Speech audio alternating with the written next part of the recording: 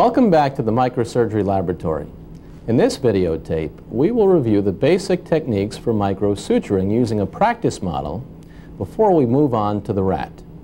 Now let me show you the practice model that we'll be using. This is a piece of latex rubber that is stretched over a plexiglass ring with a cut in it. And the cut is what will be sutured. The ring can be rotated so that you can practice sewing in different directions. Now before we actually get started sewing on the practice model, let's review some of the basic hand motions and techniques for microsuturing, because this is different from the suturing technique that you're used to in the operating room. Now let's look at the way most of us are used to suturing in the operating room. For many of us this is second nature and we really don't think about what we're doing because it's become a matter of routine. But it's important to review some of these steps to point out the differences between normal instrument tying and microsurgery instrument tying. Okay, first, what we normally use in the operating room for macrosurgery is a standard ratcheting needle holder in the right hand, and in the left hand we will have a forceps of varying natures. This is a large needle, a number 2 needle for demonstration purposes. Normally the needle is grasped about 2/3 of the way from the tip for maximum stability. And the needle is passed through the tissue by everting the skin edge 90 degrees. Here we're going to use a towel to demonstrate. Everting the opposite skin edge, passing the needle by rotating the hand, and then tying the knot. Now in the operating room, people usually either pick up the suture by hand and make a loop, or more elegantly use the forceps to pick up the suture and, crossing the hands, make a flat square throw followed by another flat square throw followed by yet another and maybe even a fourth. Notice that I have not tightened these down just to demonstrate that they are all going to be square knots. Now, it's sometimes hard to get a perspective on what's happening when the camera is facing me. So let's look over my shoulder so we don't have a mirror image problem when we try to demonstrate the differences between normal suturing and microsuturing. Let's look at some of these steps in a little more detail from over my right shoulder. It's not much of a problem to pass the needle. Most of us are very familiar with that. And the tying part is almost second nature, as we indicated. But let's just go over the mechanics, because this is important when tying loops in microsurgery. Now normally we approach the suture with the left hand pronated in order to make a loop. This creates a nice loop so that it will fold easily around the needle holder and lay down flat. Now notice the left hand was pronated or palm down to make that loop. If the hand is supinated and grabs the suture with in this way, the knot can be made, but it's not, when you're doing microsurgery, as easy to make it as it is when you're doing it with the hand beginning in a pronated fashion. It's just a more natural action to begin with the hand pronated in this way. Well, what's the difference between normal suturing and microsuturing? For one, we do not use the traditional needle holder with a ratchet type mechanism in the right hand when we do microsuturing. We typically use either a curved jeweler's forceps, which is used in many laboratories across the country to teach microsuturing techniques, or more commonly in the operating room we will use the curved needle holder to drive the needle, since it gives a more secure purchase on the needle when you're driving it through atherosclerotic vessels. The second main difference is that we don't hold the instruments similar to the needle holder, but we hold both instruments in the left hand, which is already being held with a pencil type grip. In the right hand now we use a pencil type grip for the instrument. Now, to the outside observer, when doing microsurgery, it doesn't appear as though the microsurgeon is doing very much, and that's because the hands are not moving. The motion comes through the fingertips, and there's very minimal translation that occurs in order to accomplish the microsuturing. Okay. Now let's review some of the details of microsuturing seen from a macro perspective. I'm going to simulate using jeweler's forceps with two large forceps so I don't destroy our fine microsurgery instruments. Normally, when we're putting a needle in the needle holder in the operating room for normal surgery, we will pick up the needle or hold it with another instrument. And this really is almost impossible to do in microsurgery because, number one, you can't pick up the needle, and it's hard to grab it because it sometimes flies away. So first of all, one easy point in terms of picking the needle up is to grab the suture attached to the needle and spin the needle up in the air and then grab it about 2/3 of the way down. Okay, now passing the needle through in microsurgery does not involve picking up the tissue and then squeezing it, because this will oftentimes crush the end of the tissue. We simply insert the forceps underneath and exert some pressure so that we can pass the needle in an atraumatic fashion. Now let's just review some of the details of making the loop. First of all, when making the loop in microsurgery, we don't want a big tail left behind because that will lead to entanglement. So we take it down until only a few millimeters of suture end are protruding from the end. Then we have to make the loop. Now, if you happen to be using a jeweler's forceps in this hand, the jaws of the jeweler's forceps are very fine and they can grasp the suture quite easily. However, if you are using a curved needle holder with larger jaws, this will cause difficulties in terms of picking up the end of the suture, and an alternate technique is necessary for making the loop. But now let's look at the traditional method for making the loop. The left hand turns palm down and grabs the suture, and a loop is formed almost automatically in this way. The right hand should be facing towards the tip of the suture, and it grasps the suture end, making the knot in this manner. And then the second knot is made without letting go of the suture end, and finally the third knot is made in the similar manner. If there is tension on the wound edges, the first knot can be made a surgeon's knot by making a double loop, and this will act as a frictional barrier to spreading the edges apart. Now, there is a problem that comes when you're using the needle holder, as we just mentioned, and in this case an alternate method of making the loop is required. What I usually do is to grasp the suture end with the right hand and make the loop with the right hand and grasp with the left hand, which will be holding a fine forceps. So in this case, what we do is grasp the suture here with the hand palm up or supinated, make the loop over here, wrap it around the left hand instrument, and then pass the square knot in this way. After this, we don't really need to let go. We continue making the loops in a mirror image fashion of the usual way. Grasp it this way, cross the hands, and finally the third knot throw is made in this way. This technique, using the right hand to grasp the suture and make the loop, as I said, is helpful when using the needle holder. When using the jeweler's forceps, which is the technique that we will demonstrate most often in the laboratory, we will grasp it and make the knot loop with the left hand. Here's the process close up. If I was using a curved jeweler's forceps in this hand, I would come and grab the suture with my left hand pronated or palm down, grasp the end of the suture, make the first throw, the second throw, and finally the third throw.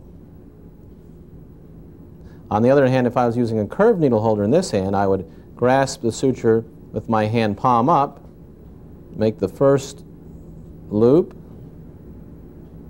the second loop, and the third loop in this manner. Now let's do some microsuturing. Here we are under the microscope, and notice that the cut in the glove latex runs from away from me on the left to towards me on the right. This is the easiest position to start suturing since it's the most natural one, and this is the position the glove cut should be in when you begin suturing. Now the first step is picking up the needle. Now for the experienced microsurgeon, the needle can be grasped rather easily with one hand. However, when you're first starting, it's a very frustrating chore to pick up the needle. In order to simplify this, as we discussed before, it's helpful to stabilize it with the end of the suture, and then the needle can be grasped about 2/3 of the way from the end. Now you don't want the needle to be too close to the tip of the jaws because it might easily jump out. So we do want it a little bit back from the edge. Now let's go to suturing. We're going to zoom in to show the end of the latex glove here, and we want the sutures to be equally spaced from one another. The first step is to place the left hand forceps, which in this case is a number 2 jeweler's forceps, underneath the edge of the latex. Spread the tips a little bit, and then coming back from the edge about 1 to about 3 needle diameters, we pass the needle, and this everts the skin edge quite nicely. Now we come straight across. We don't come obliquely across. We come straight across, and we use the forceps in order to stabilize the other side, and we pass the needle in this fashion. Notice that this side may be a little wider than this side. You should try to make the two sides about equal distance from the edge in terms of the bite. Now let's zoom out, and we will look at how we retrieve the needle here. Grasp it from the edge. Don't grab the very tip of it, or you can damage the fine point on the microneedle. We grab it and we gently supinate or turn our hand palm up as we rotate it and use the curve of the needle so that we don't tear the tissue. Now when we're pulling it out, we just pull it straight out and let the needle fall. Now notice that we don't have too much suture material protruding. You don't want to leave a big tail because then it'd be difficult to tie. When you tie, it's going to get caught in the loop like this. We only want a little bit of tail protruding, and because I'm using the curved jeweler's forceps, we're going to use the left hand to grasp the suture material to make the loop. So we grasp it over here, we make the loop. Now notice I grasped with my hand palm down so that the suture comes this way. If I turn my hand the other way and grasp with it palm up, it is usually more difficult to make the loop. So we always grab it with the hand palm down. We make the loop, grab the end of the suture, pass it through, and in this case it lay down quite nicely. If there's a tendency for the edges to spring apart like this, well then we can do one of two things. Either we can make a surgeon's knot on the first one and grab that and lay it down that way, and that will snug it down quite nicely. Or there's another technique that we'll show in a minute that can be used in order to lay the knot down and keep it from separating the wound edges. Now let's go over some of the details of actually grasping the suture end here. Okay, when we make the loop, we don't want to have the right hand instrument all the way over here and then pass it over to here. There's a lot that can go wrong in the process, such as the loop falling off the end of the instrument. What we'd like to do instead is first have the instrument pointing right towards the end of the suture. Then we make the loop, and all we have to do is open the forceps and grasp it. And there we are. Same thing when we grasp it on the second throw. Again, have it pointing down, and we grasp it, pass it through. And finally, on the third throw, we grasp it and pass it through. Usually 3 throws should be sufficient. If necessary, occasionally a 4th throw is required. What we then do is we cut the end of the suture and we discard the loose end here away from our field so that it doesn't get in our way. Now let's look at an alternate way of tightening the knot when the edges are a little bit gapped open and they tend to spring apart, aside from using a surgeon's knot, which is my preferred technique. But this is a nice technique also. what we do is we grasp the end, we make the loop, grasp the end of the suture, and we do not tighten the first throw. We leave it loose. On the second throw then, we grasp it, and now don't pull with your two hands together, only pull with the right hand. This will allow the edges to slide together, like this. Now when you've reached the desired tightness of your ends, then bring the hands perpendicular to the wound edge, and this will cinch the knot down. Following this, a third throw is required. Now notice, here the end is a little bit too long. Watch what happens if I grasp it here and the end is left too long. See, what happens is it gets hung up in the loop, and it ends up making a slip knot out of it, which then you need to fumble with to get out. That's the reason for leaving the end shorter than longer. But this is a nice technique of approximating the edges when there is some tension.